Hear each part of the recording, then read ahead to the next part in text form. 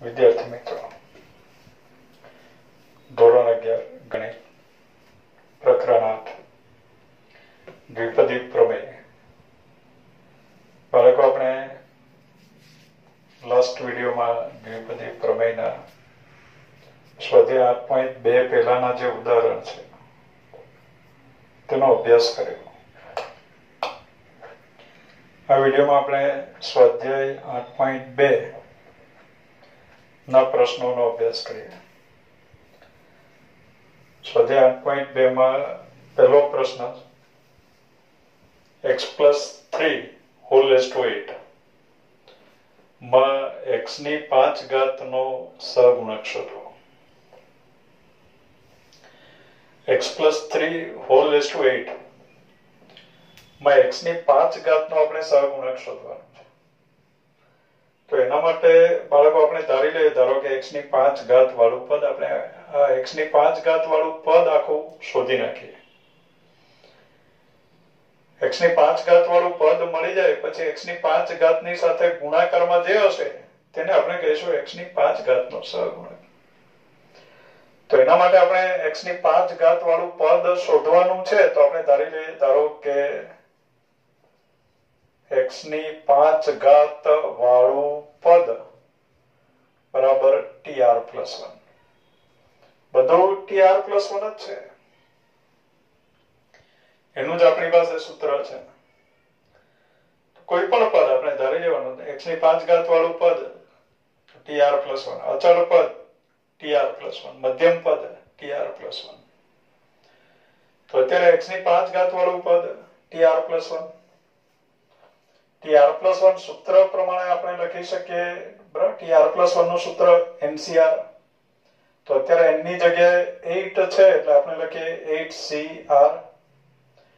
પહેલા પદની 8 - r ઘાત અને બીજા પદની એટલે 3 ની r ઘાત.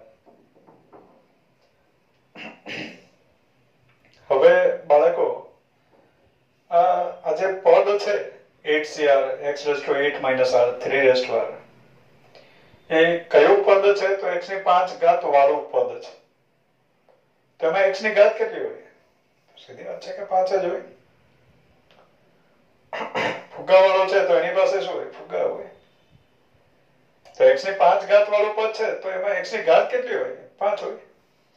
તો આપણું કામ છે અજ્ઞાત r શોધવાનું. r ખબર પડી જાય તો આખું પદ મળે, અને પદ મળે તો x ની 5 ઘાતનો સહગુણક મળે.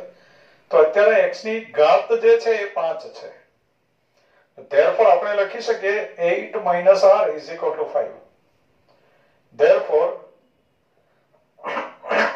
r = 8 - 5 is 3. r is 3.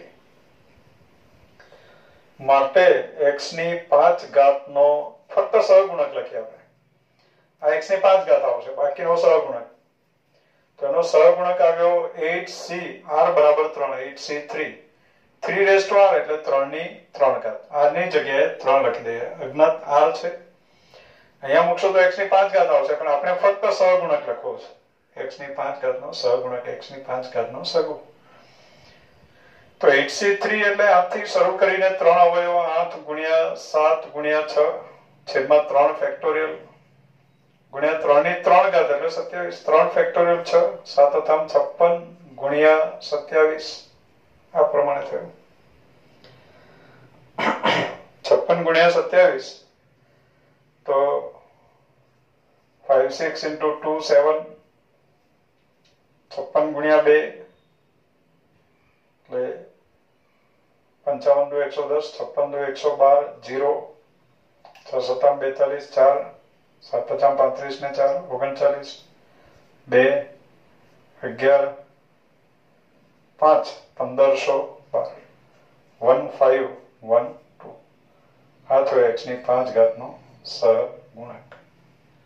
Next, a - 2b whole raise to 12 માં a⁵ b⁵ નો સહગુણક શોધો. a - 2b⁵ માં a ની 5 ઘાત b ની 7 ઘાત નો સહગુણક શોધો. તો બાળકો આ જે વિસ્તરણ છે એમાં એના વિસ્તરણમાં જે આ પદ હશે એનો સહગુણક આપણે શોધવાનું છે. તો આપણે ધારી લઈએ, ધારો કે એની 5 ઘાત બરાબર આના વિસ્તરણમાં એની 5 ઘાત બીની 7 ઘાત વાળું પદ tr+1 છે. દરેક પદ tr+1 છે કારણ કે એનું સૂત્ર છે આપણી પાસે. તો અત્યારે લખીએ આપણે, ધારો કે a⁵ b⁵ એની 5 ઘાત બીની 7 ઘાત વાળું પદ, તો એની 5 ઘાત બીની 7 ઘાત વાળું પદ કયું છે? તો tr+1 છે. ઇઝ ઇક્વલ ટુ અત્યારે n is 12, તો tr+1 સૂત્ર પરથી લખાશે 12cr, પહેલા પદની 12 - r ઘાત એટલે a⁻12 - r, બીજા પદની બીજું પદ એટલે -2b, બીજા પદની r ઘાત. આ પ્રમાણે થયું. અજ્ઞાત r છે, r ખબર પડી જાય તો આખું પદ મળે. પછી એમાંથી એની 5 ઘાત અને બીની 7 ઘાત ની સાથે ગુણાકારમાં જે હશે તે એનો સહગુણક.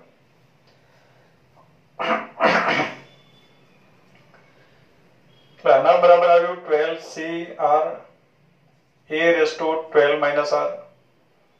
-2 × b⁻r, તો પહેલા આપણે લખી દઈએ -1⁻r, એ અલગથી લખી દો. ઘાત દરેકને આપવી પડે, બેની પણ r ઘાત અને બીની પણ r ઘાત. હવે આ કેટલી ઘાત વાળું પદ છે? તો એની 5 ઘાત બીની 7 ઘાત વાળું પદ.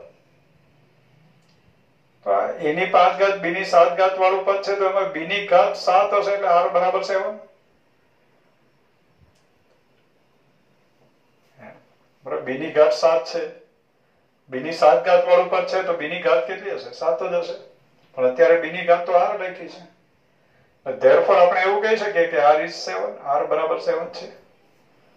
r is equal to 7 પાછું મૂકી દઈએ એટલે આપણને એની 5 ઘાત બીની 7 ઘાત વાળું આખું પદ મળી જાય. આપણે ફક્ત સહગુણક લખવું છે, તો એની 5 ઘાત બીની 7 ઘાત સિવાયના જે અંકો છે, જે સંખ્યા છે સિવાયની, એ આપણે લખીએ. તો એની 5 ઘાત બીની 7 ઘાત નો સહગુણક બરાબર 12c7. એની 5 ઘાત એ નથી લખતા આપણે, -1⁻7 r ની જગ્યાએ 7 ઇન્ટુ 2⁻7 r is 7. 12c7 એટલે 12c5.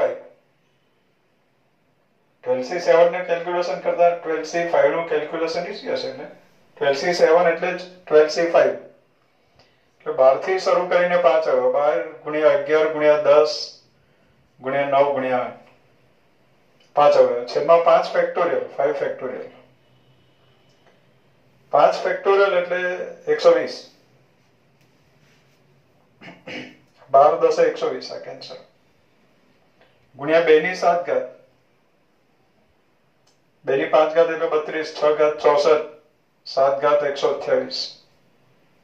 એટલે આના બરાબર આવ્યું 9 × 72 × 11, 72 × 11 એટલે 72, 7 ને 2 9, આ 72 × 11 થયું, ગુણ્યા 128, 792 × 128.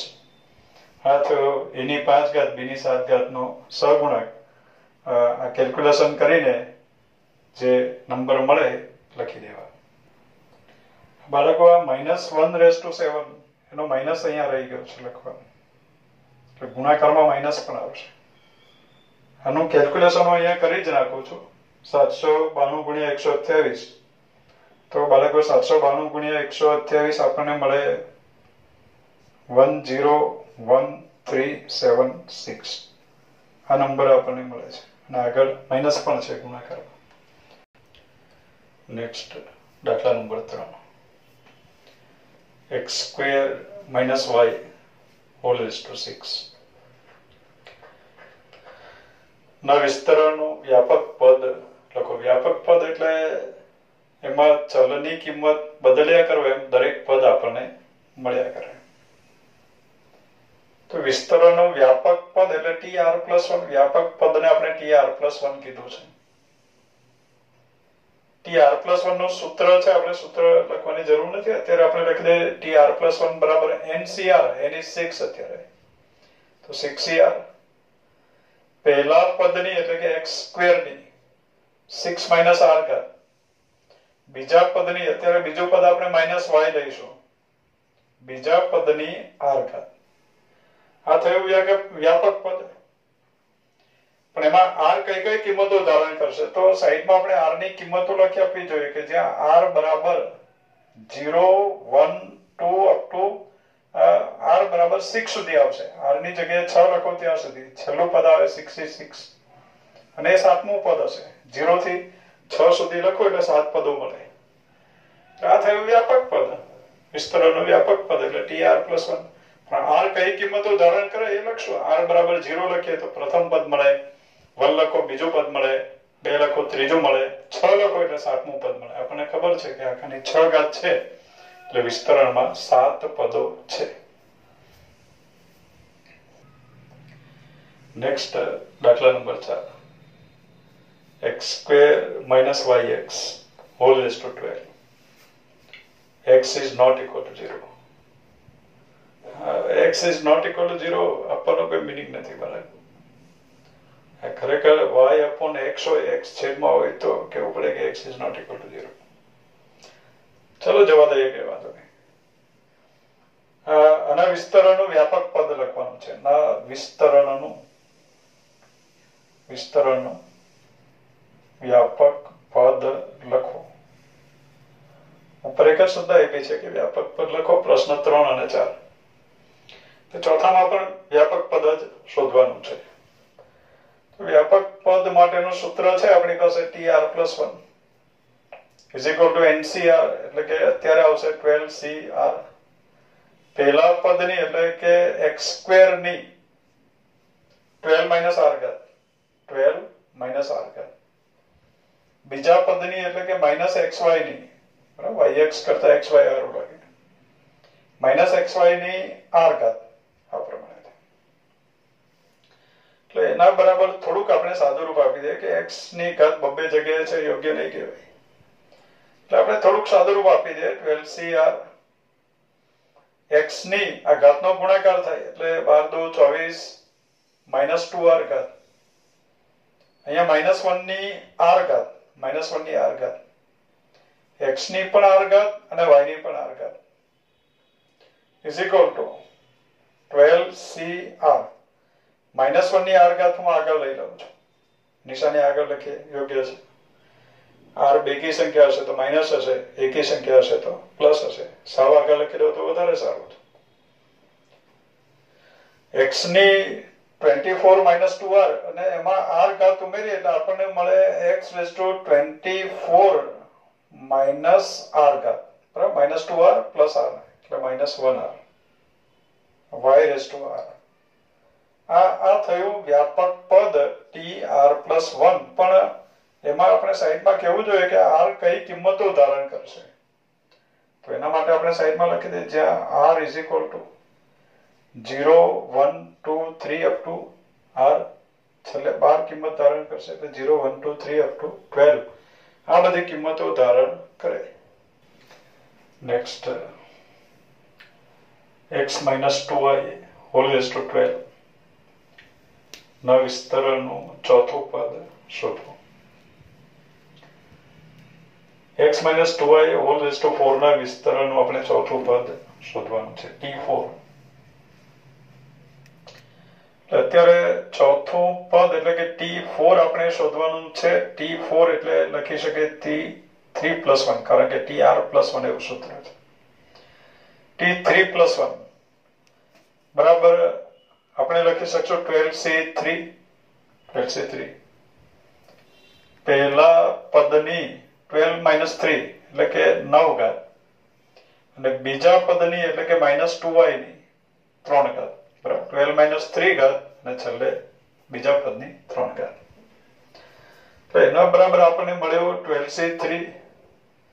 12 થી શરૂ કરીને 3 અવયવ 12 × 11 × 10 છેદમાં 3 ફેક્ટોરિયલ એટલે કે 6 6 દુ 12 x ની 9 ઘાત માઇનસ 2 ની 3 ઘાત એટલે માઇનસ 8 2 ની 3 ઘાત 8 માઇનસ છે into y cube is equal to 11 દુ 22 22 ગુણ્યા 8 એટલે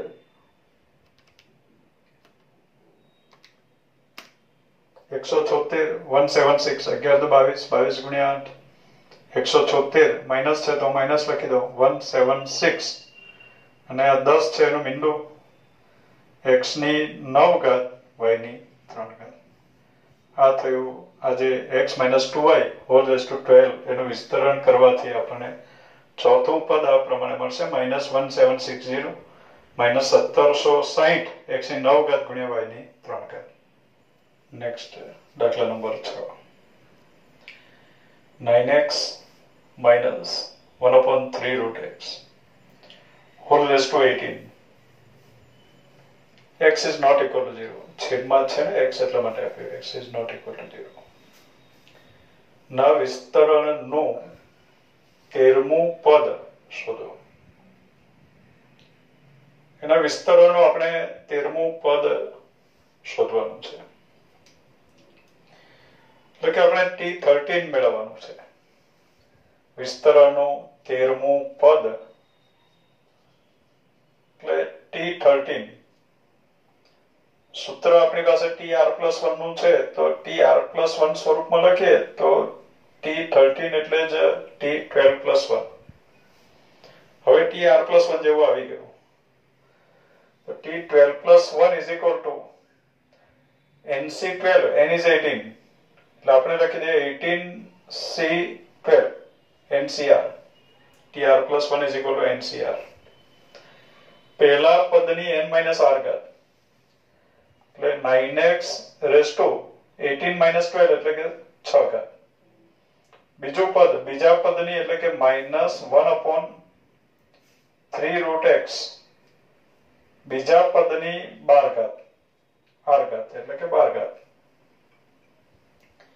is equal to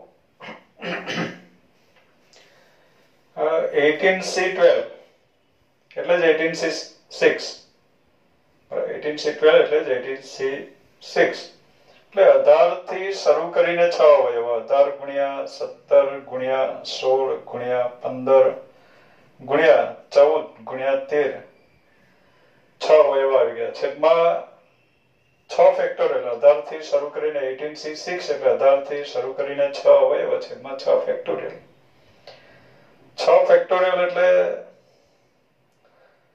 6 ગુણ્યા 5 ગુણ્યા 4 એ પ્રમાણે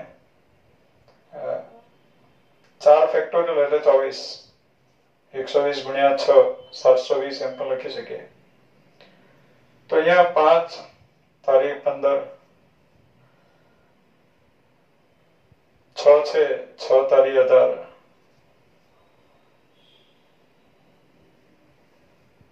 24 છે 3 અથમ 24 8 દુ 16 આ પ્રમાણે થયું 9⁻6 અહીંયા 3 છે તો 9 ને પણ આપણે 3 ના સ્વરૂપમાં લખી દઈએ એટલે 9 ની 6 ઘાત એટલે 3 ની વર્ગની 6 ઘાત એટલે કે 3 ની 12 ઘાત 3 સ્ક્વેર અને તેની 6 ઘાત ઘાતનો ગુણાકાર કરીએ તો 3 ની 12 ઘાત ગુણ્યા x ની 6 ઘાત માઈનસ ની 12 ઘાત એટલે પ્લસ થઈ ગયો તો માઈનસ આપણે લખતા નથી 1 ની 12 ઘાત 1 છેદમાં 3 ની 12 ઘાત x નું વર્ગમૂળ એટલે x ની અડધી ઘાત તેની 12 ઘાત એટલે x ની 6 ઘાત આ પ્રમાણે થયું 3⁻12 is cancel x⁻6 is also cancel એટલે એમાં x આવશે જ નહીં ટૂંકમાં અચળ પદ એમ પણ કહી શકાય અચળ પદ છે તો એના બરાબર જે અંકો છે ગુણાકાર આપણે કરી નાખીએ 17 દુ 36 14 તારીખ 42 ગુણ્યા 13 42 ગુણ્યા 34 ગુણ્યા 13 42 ગુણ્યા 34 ગુણ્યા 13 બરાબર 18564 18,566 18,566 એટલે આ પ્રમાણે મળ્યું. એમાં x છે જ નહીં, એટલે ખરેખર આ જે પદ છે 13મું પદ એ અચળ પદ છે આના વિસ્તરણ. નેક્સ્ટ દાખલા number 7. 3 - x³ upon 6 whole raised to 7 ના વિસ્તરણનું મધ્યમ પદ શોધો. 3 - x³ upon 7 whole raised to 7 ના વિસ્તરણનું આપણે મધ્યમ પદ શોધવું છે. હવે બાળકો સીધી વાત છે કે 7 ઘાત છે જેના વિસ્તરણમાં 8 પદો હોય. પદોની સંખ્યા બેકી આવી. મધ્યમ પદોની આપણે વાત કરી છે આગળ. પદોની સંખ્યા બેકી આવી. પદોની સંખ્યા વિસ્તરણમાં પદોની સંખ્યા. તો વિસ્તરણમાં પદોની સંખ્યા બેકી છે 8 છે. તો બે મધ્યમ પદો મળે. 8/2 એટલે ચોથું અને પાંચમું એમ બે મધ્યમ પદો મળે. પદોની સંખ્યા અયુગ્મ હોય તો એક જ મધ્યમ પદ મળે. જે પદોની સંખ્યા છે એમાં એક ઉમેરશું અને પછી 2 વડે ભાગી નાખશું એટલે મધ્યમ પદનો ક્રમ ખબર પડે. આગળ આપણે સમજ્યા છે એ બાબત. તો અત્યારે 7 ઘાત છે એટલે વિસ્તરણના પદોની સંખ્યા 8 થઈ. 8/2 4 એટલે ચોથું પદ મધ્યમ પદ અને એના પછીનું તરતનું પાંચમું પદ. એટલે અત્યારે મધ્યમ પદ નહીં પણ મધ્યમ પદો મળે આપણને. અહીંયા લખી દે આપણે મધ્યમ પદો બરાબર T4 and T5. ચોથું પદ મધ્યમ પદ છે અને પાંચમું પદ. T4 એટલે T3+1 અને T5 એટલે T4+1 બે મધ્યમ પદ શોધવાના છે. T3+1 એટલે n is 7 એટલે આપણે લખી શકીએ 7c3. પહેલા પદની 7 - 3 ઘાત એટલે 4 ઘાત અને બીજું પદ એટલે -x³/6 ની 3 ઘાત is equal to 7c3. સાથી શરૂ કરીને 3 અવયવ 7 × 6 × 5 છેદમાં 3 ફેક્ટોરિયલ એટલે 6. 3 ની 4 ઘાત -1 ની 3 ઘાત -ની 3 ઘાત એટલે માઇનસ આવ્યો આગળ. x ની 3 ઘાતની 3 ઘાત એટલે કે x ની 9 ઘાત 3 તારી 9 છેદમાં 6 ની 3 ઘાત 6 ના અવયવ પડે 2 × 3 એટલે 2 ની 3 ઘાત ગુણ્યા 3 ની પણ 3 ઘાત 6 ની 3 ઘાત.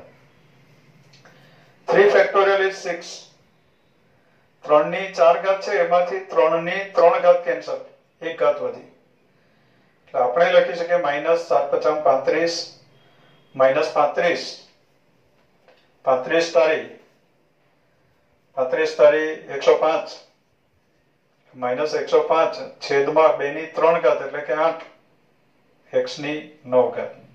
એટલે આ એક મધ્યમ પદ થયું ચોથું પદ. બીજું પણ મધ્યમ પદ મળે પાંચમું પદ. તો એ આવશે 7c4. પહેલા પદની એટલે કે 3 ની 7 - 4 ઘાત 3 ઘાત અને બીજા પદની એટલે કે -x³/6 ની 4 ઘાત બરાબર 7c4 એટલે 7c3.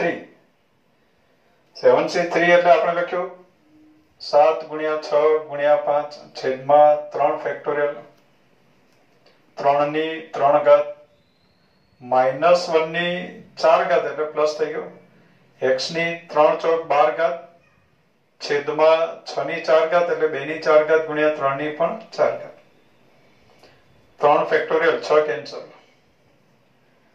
3 ની 3 ઘાત છે એમાંથી 3 ની 3 ઘાત કેન્સલ છેદમાં 3 વધ્યું એટલે 7×5 = 35. આ માઈનસ ની 4 ઘાત છે તો પ્લસ થઈ ગયો એટલે 35 ના છેદમાં 2 ની 4 ઘાત 16 16 તારી 48 x ની 12 ઘાત. એટલે આ પ્રમાણે મધ્યમ પદો આપણને મળે એટલે આપણે લખી દઈશું મધ્યમ પદો કયા કયા મળ્યા -105/8 x⁻9 અને 35/48 x⁻12.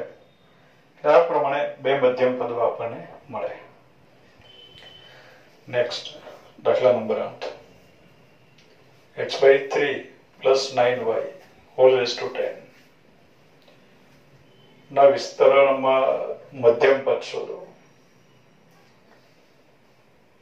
x/3 + 9y hall raise two 10 વિસ્તરણનું મધ્યમ પદ શોધવાનું છે. બાળકો 10 ઘાત છે એટલે વિસ્તરણમાં 11 પદો છે. પદોની સંખ્યા એકી છે. 11 પદો એટલે પદોની સંખ્યા એકી છે, અયુગ્મ છે. તો એમાં એક ઉમેરી દો. 12 ભાગ્યા 2 6. છઠ્ઠું પદ મધ્યમ પદ કહેવાશે. પદોની સંખ્યા એકી હોય તો એમાં એક ઉમેરશો અને 2 વડે ભાગશો એટલે મધ્યમ પદનો ક્રમ મળે, અને પદોની સંખ્યા બેકી હોય તો 2 મધ્યમ પદ મળે. અત્યારે પદોની સંખ્યા એકી છે, 10 ઘાત છે તો 11 પદો મળે. તો 11 + 1 12 ભાગ્યા 2 6. છઠ્ઠું પદ મધ્યમ પદ છે. તો અત્યારે આ વિસ્તરણમાં મધ્યમ પદ બરાબર T6. T6 એટલે T5+1. હવે T5+1 નું TR+1 નું સૂત્ર એપ્લાય કરી તો આપણે લખી શકીએ 10C5 પહેલા પદની એટલે કે x ના છેદમાં 3 ની 10 - 5 ઘાત. 10 - 5 એટલે 5. અને બીજા પદની એટલે કે 9y⁵5 10C5 10 થી શરૂ કરીને 5 આવે. 10 ગુણ્યા 9 ગુણ્યા 8 ગુણ્યા 7 ગુણ્યા 6 છેદમાં 5 ફેક્ટોરિયલ. 5 ફેક્ટોરિયલ એટલે કે 120.